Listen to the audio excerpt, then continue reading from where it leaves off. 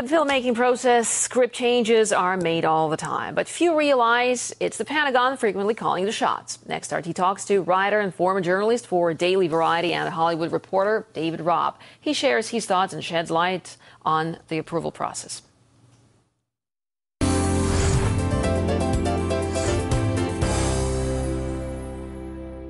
With me is David Robb, a veteran Hollywood journalist. He has been nominated for the Pulitzer Prize 3 times.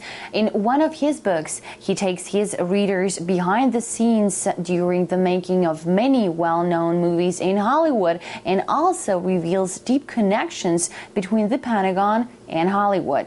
Thank you very much for joining me here today. Thank you, Medina. It's my pleasure. In your book, Operation Hollywood, How the Pentagon Shapes and Censors the Movies, you claim that the Pentagon selectively supports some movies and some filmmakers, and that the way it is done is unconstitutional. Why do you think so?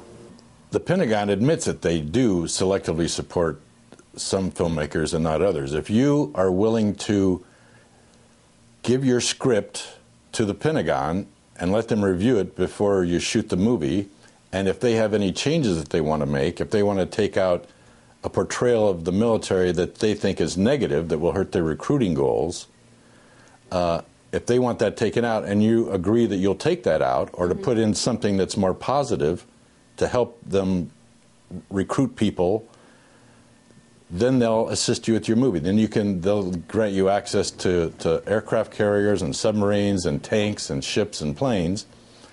And if you don't play ball with them, they won't give you that stuff. It's unconstitutional because the Supreme Court has ruled over and over and over again that the First Amendment states that Congress shall make no law abridging the freedom of speech. The Supreme Court has ruled that that means that the government cannot favor one form of speech over another. And that's exactly what the Pentagon does. If you say what they want you to say, they'll help you with taxpayer-funded equipment. And if you don't play ball, they won't help you. But these are just, this is just movies. This is just a form of entertainment. Why is it that important? It's a form of speech, and that's what the Constitution protects government interference in. The government can't give you tax breaks by saying nice things about them. Mm-hmm.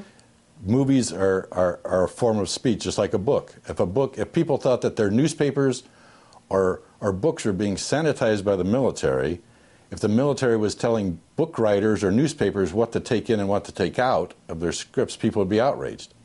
Why do you think so few people are aware of this situation? At the end of every movie, at the very bottom of all the credits, past all the music and all the actors and all the directors, everybody is the long list of credits. At the very end, there'll be a little thing saying, "We gratefully acknowledge the cooperation of the U.S. Army or Air Force." And that's the only way you'll know that this has happened to the movie you've just watched. So you mentioned in the book that there was a link between the Pentagon and Hollywood, and that link was the Film Liaison Office. So what did that office really do? Well, right here in Los Angeles, a few miles from the UCLA campus, there's a tall building on one entire floor as the film liaison offices of the Marine Corps, Air Force, Army, Navy, and the Coast Guard. And they sit up there, and filmmakers who want military assistance give them their scripts. They look at the scripts. They mark out what they think they don't want and make suggestions on how to change the scripts to get approval. Then if they make a deal, they sign a contract. Then once they start shooting the film, they have a military minder who actually comes onto the set to make sure that it's shot just the way it was agreed to be done. And then before it's released to the public, it has to be screened in Washington, D.C. for the generals and admirals. And I think that if American people knew that their films were being sanitized by the military and then pre-screened in Washington for the generals and admirals, that they would be outraged. So what kind of scripts were approved by the military and what kind of scripts were blocked? They want films and television shows that will aid in the recruiting and retention of military personnel. They want people to see a movie and to be inspired by the heroics and join the military. And if a film negatively portrays anyone in the military, they consider that not helping their recruiting goals. So they will not help any picture that shows war crimes, that shows military people doing bad things, drunk, cursing. You mentioned that they target children. They really do. They target children because they are the future recruits. And there's a great example letter. My book was based on thousands of pages of the Pentagon's notes and to the producers and their own internal documents talking about how they're wanting to influence the filmmaking. Mm-hmm. One of the notes was written from an Air Force colonel to the producers of the film The Right Stuff, mm-hmm. which is about the early days of the American space program. The colonel told the producers of this picture, it was based on a book by Tom Wolfe, which was filled with obscenities, lots of cussing, very funny, very colorful book, but the military didn't want that. And the colonel wrote, "The obscene language used seems to guarantee an R rating. If distributed as an R, it cuts down on the teenage audience, which is a prime one to the military services when our recruiting goals are considered." So they changed the script in accordance with what the military wanted, and they took out a bunch of the obscenity, and they got a G rating, and then it actually got a PG rating. Right, so and then they got the target. They got the target audience that they needed. By changing the script, and so everybody was happy. What are the benefits of such cooperation for Hollywood? What Hollywood wants, which is cheap access to really expensive military weaponry and hardware and personnel, and Hollywood has what the Pentagon wants, which is an audience, millions of eyeballs looking at their movie and thinking positively about the military.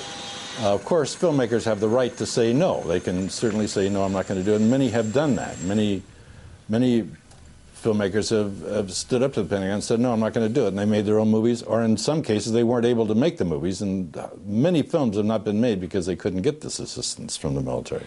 Can you name any examples of popular movies that went through the military control before they were actually filmed? Yeah, James Bond, GoldenEye.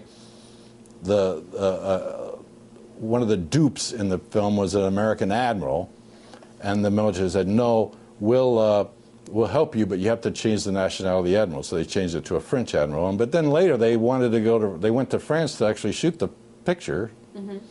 And the French said, well, you want some of our stuff? Well, we'll help you, but you got to switch the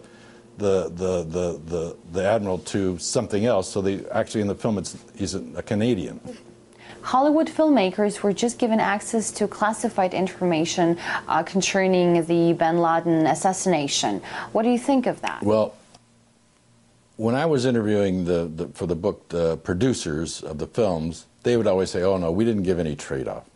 The only way you can really tell is by seeing the notes, the producers and the exchange of correspondence between the military and the producers. I haven't seen those notes. I don't think anybody's seen those notes. I don't know if there's been a trade-off. If there was no trade-off, I don't have a problem.